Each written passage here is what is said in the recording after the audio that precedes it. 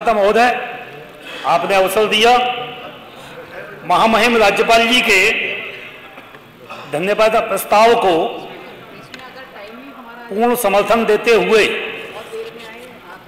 मैं कहना चाहता हूं कि माननीय राज्यपाल जी के अभिभाषण से स्पष्ट हो गया कि उत्तर प्रदेश में ऐतिहासिक रूप से विकास की गंगा बहने की शुरुआत बहुत अच्छे ढंग से हुई है। वो एक दस्तावेज था। विपक्ष के लोग राज्यपाल जी के भाषण को सुनने के बजाय अब अपनी नेतागिरी कर रहे हैं। उस समय उनके भाषण को सुनने की आवश्यकता नहीं समझते थे, क्योंकि जनता को जब यह मालूम पड़ जाएगी कि उत्तर प्रदेश में विकास की गंगा बह रही है तो उनको निश्चित रूप से कष्ट हो रहा था, क्योंकि लगातार जनता के द्वारा जो उनकी अवहेलना हुई है, चाहे वो समाजवादी पार्टी हो, चाहे कांग्रेस हो, चाहे बसपा हो, इन दलों ने जो प्रदेश को बर्बादी के कगार पर पहुंचा दिया था, उसके कारण जनता ने इनको नकार दिया और मोदी जी और योगी जी पर विश्वास किया। पूरे 5 वर्ष मोदी जी ने और योगी जी ने उत्तर प्रदेश के लिए जो काम किए हैं उसके बारे में आप देख सकते हैं। अभी G20 का आगरा में कार्यक्रम हुआ। आगरा एक ऐतिहासिक शहर के रूप में लोगों के सामने आया है, देखने लायक है। मैं विपक्ष के लोगों से कहना चाहूंगा, बहुत लोग घूमने के लिए आगरा आ रहे हैं, जगह जाके देखिए कि आगरा कैसा है, कहां से कहां पहुंच गया। आगरा को मोदी जी, योगी जी ने 2020 में गंगा जल दिया, लोगों के घरों में गंगा जल पहुंचा। यह किसने दिया? आगरा में इतना विकास हुआ, उत्तर प्रदेश का विकास हुआ। और आपके कार्यकाल के अंदर जरा देखिए कि सुबह लोगों ने, डॉक्टरों ने, उद्योगपतियों ने पार्कों में घूमना बंद कर दिया था, क्योंकि इनके कार्यकाल में अपहरण एक उद्योग था, गुंडा इनके कार्यकाल में उद्योग बन चुका था। और आज बौखला इसलिए रहे हैं क्योंकि सत्ता कैसे प्राप्त हो, और सत्ता के लिए ऐसे बौखला रहे हैं भाजपा के कामों को देख देख कर, जैसे लोमड़ी को अंगुल नहीं मिले तो खट्टे होते हैं। इस प्रकार की स्थिति समाजवादी पार्टी के लोगों की हो गई है। मान्यवर,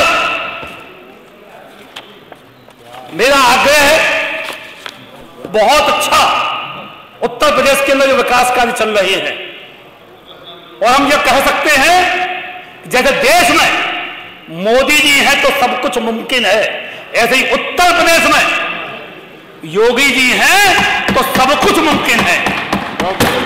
ये निश्चित है, क्योंकि जिस प्रकार से ये समाजवादी पार्टी के कार्यकाल में गुंडे सरेआम सड़कों पर घूमा करते थे, आज वो बिलों में भी ढूंढने पे नहीं मिल रहे हैं, पता नहीं कहां चले गए।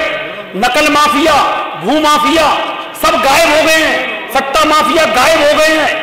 और इसलिए समाजवादी पार्टी को अपने जो उस समय उन्होंने जनता पे अत्याचार किए, लोगों के कामों को अनदेखा किया, उसके लिए पश्चाताप करना चाहिए। इसलिए 2024 नहीं, अब 27 में भी नंबर आने वाला नहीं है। माननीय अध्यक्ष जी ने कहा था कि भाई समस्याएं बताइए, मंत्रालय को भेजेंगे। तो आगरा में 2020 में 2017 से पहले 30% 35% क्षेत्र में सीवर लाइन और वाटर लाइन हुआ करती थी, लेकिन आज हमें गर्व है 70% क्षेत्र को अब गंगा जल मिलने लगा है, सीवर लाइन डल चुकी है। जो 30% क्षेत्र उत्तर विधानसभा क्षेत्र में रह गया है, मेरा आग्रह है आपके माध्यम से मंत्रालय तक पहुंच जाए, पूरा सर्वे करवाया जाए, कहां 30% क्षेत्र में वाटर लाइन और सीवर लाइन नहीं है, वहां सीवर लाइन डलवाने की व्यवस्था की जाए। मान्यवर, आगरा में एक लेबर कॉलोनी है, बल्केश्वर कॉलोनी, 1955 में वो बनी थी। वहां किराएदार रहते हैं, अनेक किराएदार दूसरी जगह जाके बसकर अपने निकष्ट को वो किराएदारी देकर चले गए हैं। मेरा आग्रह है उन लेबर कॉलोनी के सभी किराएदारों को जो रहते हैं उनको नियमित किया जाए, और जो खरीदना चाहे उनको बाजार रेट से उनको दिलवा दिया जाए, ताकि छोटे मोटे कर्मचारियों के उत्पीड़न से उनको मुक्ति मिल सके। मान्यवर, आगरा ट्रैफिक की समस्या से बहुत जूझ रहा है, ट्रांसपोर्ट नगर को काफी ठीक भी किया है। मेरा आग्रह यह है कि आगरे में तत्काल ट्रांसपोर्ट नगर की भी व्यवस्था की जाए, ताकि वो काम हो सके। क्योंकि पिछली सरकारों ने, चाहे वो सपा की रही हो, बसपा की रही हो, कांग्रेस के कार्यकाल में रही हो, उन्होंने आगरा के लिए कुछ नहीं किया। अब एक विकास चालू हुआ है तो विकास में और तेजी आने की आवश्यकता है, इसको देख लिया जाए। मान्यवर आगरा में टीटी जेट में आता है, आपका फिरोजाबाद भी आता है, 99 रुपए किलो के हिसाब से सीएनजी मिल रही है, नोएडा में 83 रुपए के हिसाब से मिल रही है। यह समानता रहनी चाहिए, एक ही प्रदेश में दो रेट नहीं चलनी चाहिए और टीटी जेट वालों को ज्यादा प्राथमिकता मिलनी चाहिए। मान्यवर, ये सेम की जरूरत नहीं है, इसको ठीक करना है, विसंगति है ये, इसको ठीक करना है। आपको तो हर चीज ऐसे वो सपा के लोग तो इस प्रकार से बौखलाए हुए हैं, इस समय आप अपनी बात रखें। मान्यवर, मेरा एक निवेदन था कि विकास प्राधिकरणों में पुरानी आदत पड़ी हुई है नक्शा पास कराने को लेकर, उसमें सरलीकरण किया जाए। साथ में जो भी एनओसी चाहिए नक्शा पास कराने के लिए वो प्राधिकरण स्वयं प्राप्त करे, दूसरे सरकारी विभाग से वो बात करे, फीस जमा करा ले। ये कोई तरीका नहीं है तो आम नागरिक को परेशान करती है, इसलिए आम नागरिक नहीं, मैं शिकायत भी कर रहा हूं, ये जो नियम बने हुए हैं, ये सपाकाई के नियम बने हुए, इनको ठीक करने की आवश्यकता है। साथ में मेरा यह कहना है कि जो आवासीय क्षेत्र में पिछले 50-60 वर्षों में जो कॉमर्शियल गतिविधियां प्रारंभ हुई थी, मेरा आग्रह यह है कि उनको नियमित करने के बारे में विचार करना चाहिए, तभी अच्छा काम चल सकता है। मैं ये जो सभा के लोग देखते हैं उनके बारे में इतना समझ लेना चाहिए, ये तो वो हैं कि हमारी पूजा पाठ को ही बंद करा दें। हमको मालूम होना चाहिए कि जन्माष्टमी बंद करा दी थी पुलिस की, यही समाजवादी पार्टी के लोग थे जिन्होंने पुलिस लाइन में होने वाले जन्माष्टमी उत्सव पर रोक लगा दी थी। जैसे ही योगी जी मुख्यमंत्री बने तो पुलिस लाइन में, पुलिस थानों में जन्माष्टमी प्रारंभ हो चुकी थी। यह समाजवादी पार्टी के लोग आज कहते हैं हम पर लोकतंत्र विरोधी होने की बात करते हैं। कांग्रेस जिसने 1975 में आपातकाल लगाया था, उनके साथ गलवैया कर रहे हैं और हम पर तानाशाही की बात करते हैं।